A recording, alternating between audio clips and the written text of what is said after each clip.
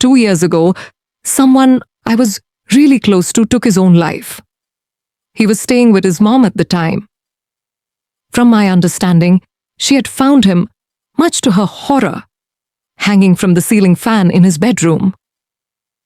A toxic amount of opiates was found in his system, far more than a fatal dose.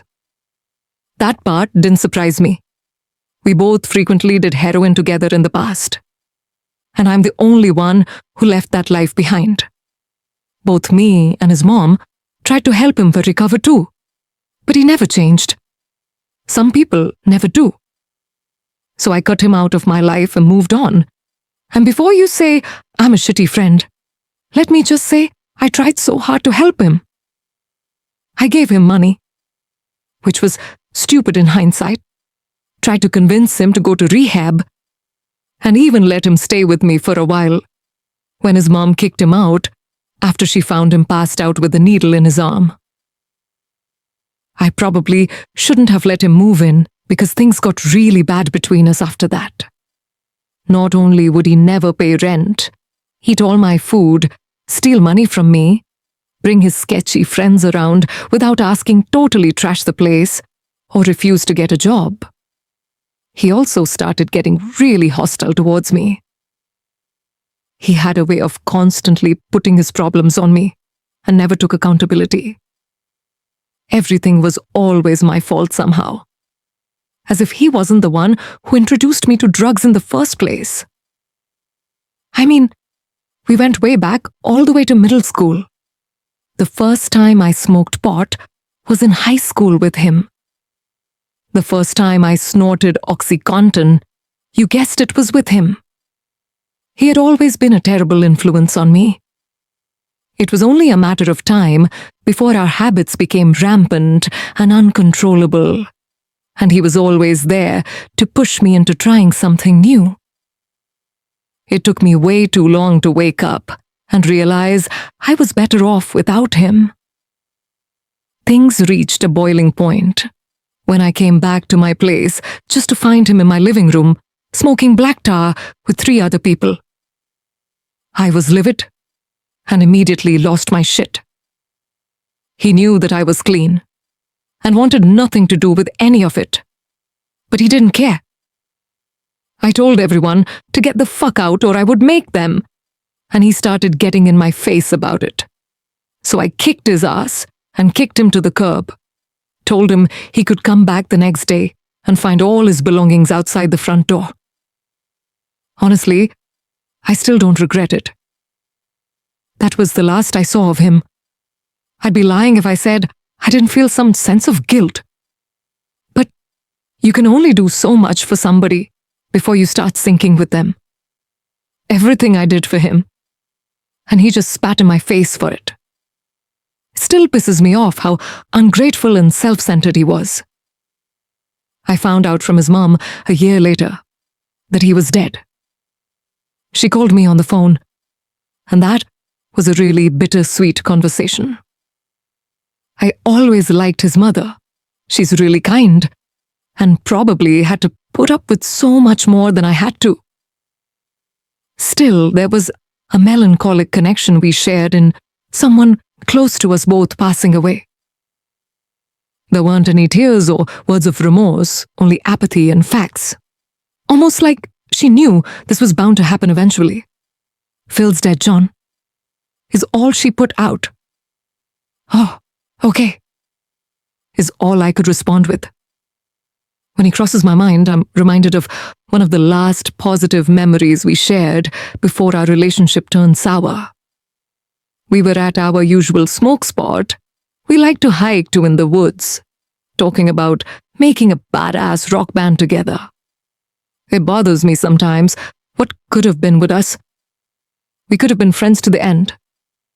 My girlfriend tells me not to blame myself, and she's probably right. Part of me misses him, I think.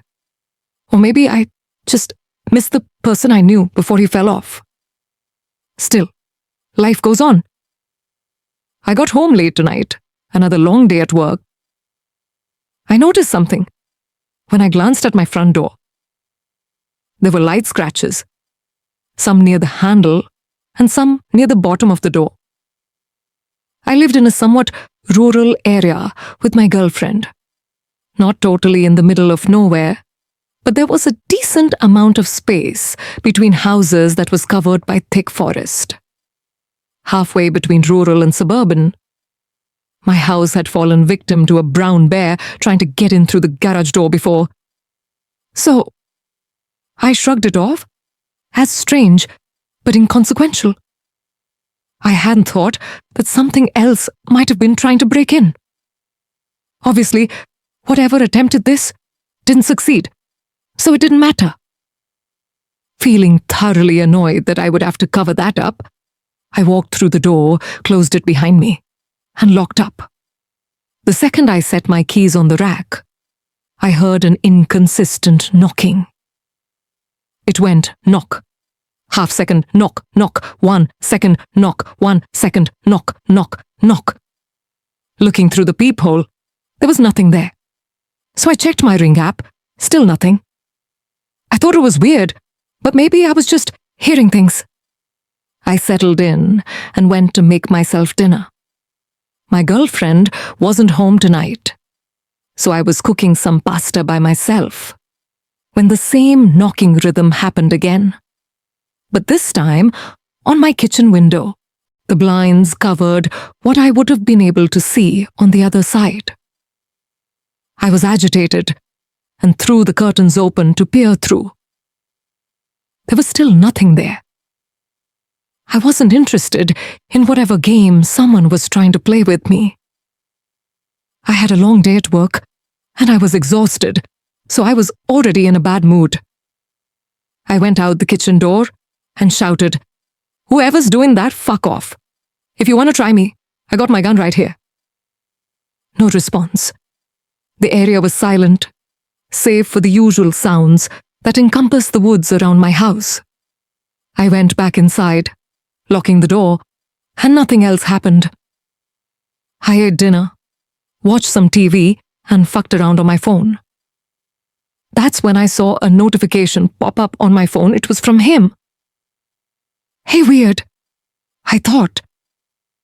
It might have been his mother, but this number shouldn't have even belonged to him anymore. I mean, I forgot to delete the contact info, but it's not like he could have paid his phone bill from beyond the grave. I tried to ignore it, somewhat freaked out. Then a few minutes later, a string of multiple hays lit up my screen. I just texted, "What the fuck? What are you doing?" The response said, "Is this Francine?" That was his mum. I didn't get an answer to my question. Just another 4 texts that read, "What are you doing?" Maybe it was just someone else who picked up the number and dialed mine by mistake. But deep down, I knew how unrealistic that would be. Did someone find his phone sometime after his untimely death and hacked into it to mess with me? Not likely. Try as I might to ignore it, a few minutes passed, and the number started calling me on repeat. Eventually, I reluctantly picked up and paused. There was no sound at first. "Hello?" I said. The silence continued for a few moments, until the sound of the wind blowing through trees became apparent. It seemed to fade in and out. Then I started to hear muttering. There was no way I could make out any of what was being said. The sound was way too low for me to hear it. The phone hung up, to my surprise. I was left wondering what just happened. Before I had time to fully contemplate anything, there was a loud banging on my front door. No rhythm or sequence this time, just bang, bang, bang sequentially. I nearly pissed my pants but got it together. I ran to the front door with my gun as the pounding continued. As soon as I looked through the peephole, the noise stopped, and I saw that there was still nothing.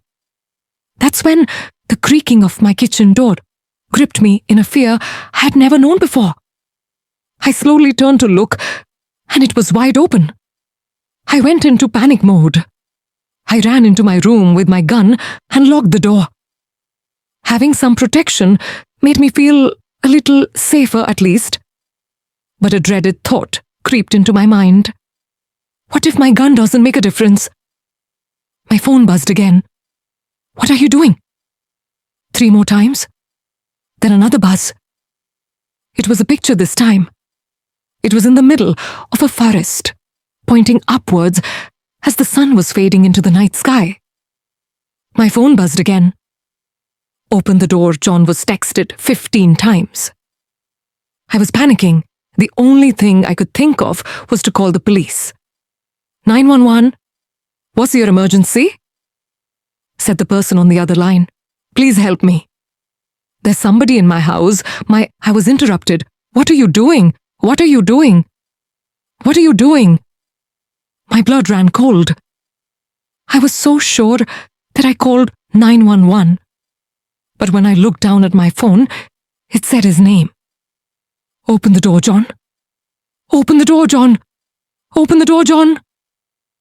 All of a sudden, outside my bedroom door, a scream bellowed. Open the door, John. Open the door, John. Open the door, John. There was a repeated pounding, conjoined with this. What the hell do you want from me, Phil? I thought you were dead.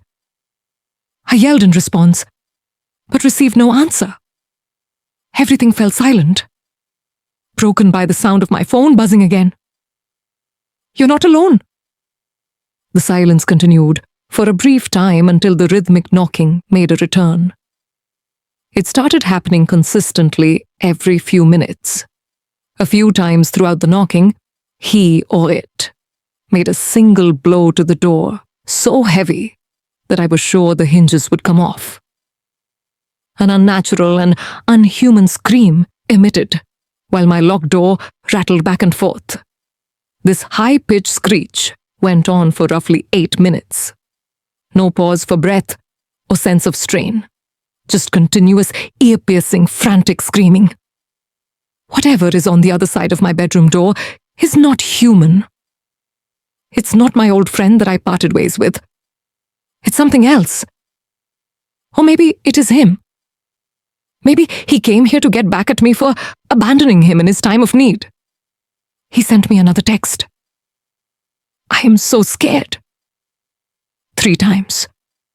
Followed by another picture that appeared to be deeper into the forest. I swear I recognize this area, but it's too dark to make anything out. The violent screaming and shaking of my door stopped with a sudden halt, back to the metrical knocking on a dime, but not without other horrifying shit. A periodic knock, half-second knock, knock, 1 second knock, 1 second knock, knock, knock, was disrupted by a series of 3 loud thuds. A bright light seeped through the bottom of my door, its shape contorted and morphing every second as though it were alive. The muttering returned. They wanted to tell me something. They wanted me to open the door for them. Not only that, there was music. Where exactly it was coming from was my best guess. But I recognized it, although it was difficult to make out at first. The tune was the outro of one of the songs we recorded years ago. We titled it Eternity in Delirium, or EID for short. But it was reversed and looping again and again, tormenting me with my past. This went on for hours. Here's a video I took sometime into the madness. As I'm typing this out, all of the noises have reduced back to the same rhythmic knocking. The lights under my door are still there. I haven't received another text yet. I don't know when this is going to stop, if it ever does. Anytime I've tried to call for help, whether it be my girlfriend or the police or somebody, all of my calls are redirected to his fucking number. He doesn't want me to call anyone for help. He wants me to feel alone and helpless. My girlfriend is staying with her mother tonight to help her parents plan a vacation. She's supposed to come back tomorrow morning. But I can't call her. I've already tried so many times. I just get diverted to the same sound of muttering surrounded by the wind in the trees. I need to warn her. I need to get out of this situation somehow. I thought maybe jumping out of my bedroom window would be a good idea, but it's so dark outside and surely he's going to follow me wherever I go. I won't be getting any sleep tonight. I don't even know if I'm going to make it until morning. Maybe this will only last through the night, and I can make a run for it to my car and make it to my girlfriend before it's too late. If I make it through the night, I'll update again.